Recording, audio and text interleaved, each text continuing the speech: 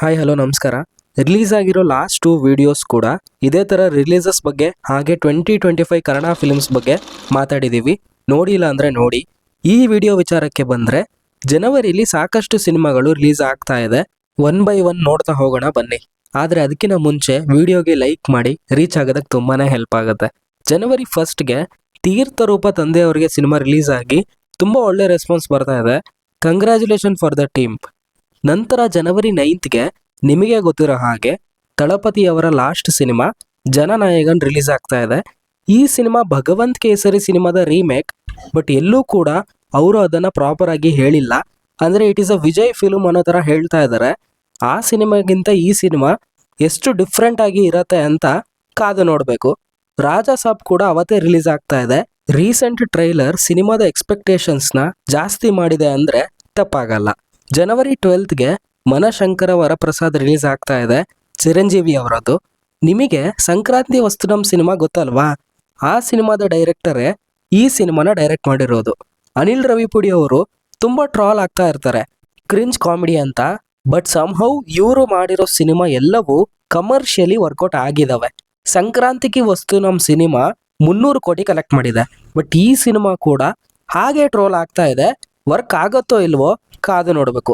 ಜನವರಿ 13ಗೆ ರವಿತೇಜ ಅವರ cinema release ಆಗ್ತಾ ಇದೆ. ಕನ್ನಡದ ಆಶಿಕಾ ಅವರು ಕೂಡ ಈ ಸಿನಿಮಾದಲ್ಲಿ ಹೀರೋಯಿನ್. ಜನವರಿ 15ಗೆ ಕನ್ನಡದ ಮ್ಯಾಂಗೋ ಪಚ್ಚ ಸಿನಿಮಾ ರಿಲೀಸ್ ಆಗ್ತಾ ಇದೆ. ಇನ್ನೊಂದು ಚರಣ್ ರಾಜ್ ಅವರು ಈ ಸಿನಿಮಾಗೆ ಮ್ಯೂಸಿಕ್ ಡೈರೆಕ್ಟರ್. ಅದು ಸಿನಿಮಾಗೆ ಹೆಲ್ಪ್ ಆಗುತ್ತೆ ಅಂತ ಅನ್ಸುತ್ತೆ. ಸಂಚಿತ್ ಸಂಜೀವ್ ಅವರು ಬಿಟ್ಟಿರೋ ಟೀಸರ್ಸ್ ಅಲ್ಲಿ ತುಂಬ ಕಾನ್ಫಿಡೆಂಟ್ ಆಗಿ ಕಾಣ್ತಾ ಇದ್ದಾರೆ. ಅಂದರೆ ಅವ್ರಿಗೆ ಎಬಿಲಿಟಿ ಇದೆ ಅಂತ ಅನಿಸ್ತಾ ಇದೆ. ಕಾದು ನೋಡಬೇಕು. ಜನವರಿ 14ಗೆ ನವೀನ್ ಪೊಲಿಶೆಟ್ಟಿ ಅವರ ಅನಗನಗ ಒಕ ರಾಜು ಸಿನಿಮಾ ರಿಲೀಸ್ ಆಗ್ತಾ ಇದೆ. ಇವರ ಪ್ರತಿಯೊಂದು ಸಿನಿಮಾಗೂ ಟೈಮ್ ಜಾಸ್ತಿ ತಗೋತಾರೆ. ಆಡಿಯನ್ಸ್ ಡಿಸಪಾಯಿಂಟ್ ಆಗಬಾರ್ದು ಅನ್ನೋ ಥಾಟ್ ಇವ್ರಿಗೆ ಇದೆ. ಹಾಗಾಗಿ ಸ್ಕ್ರಿಪ್ಟ್ ಸೆಲೆಕ್ಷನ್ ವಿಚಾರದಲ್ಲಿ ಕಾನ್ಶಿಯಸ್ ಆಗಿರ್ತಾರೆ.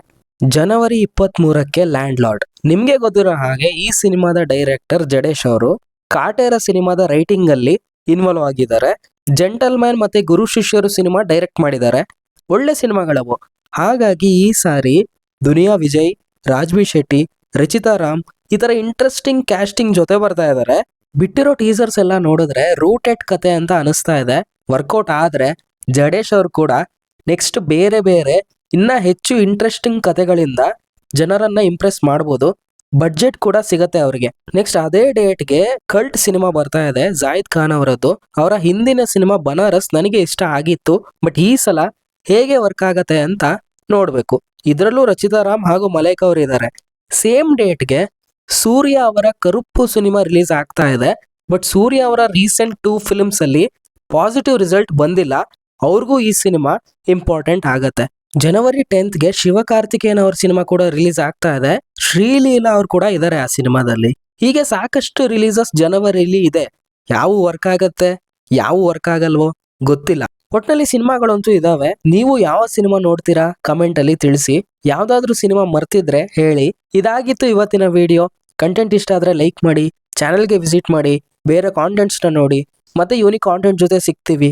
ಅಲ್ಲಿವರೆಗೂ filmy stuff by Nehal channel ಕಡೆಯಿಂದ ಬಾಯ್ ಬಾಯ್.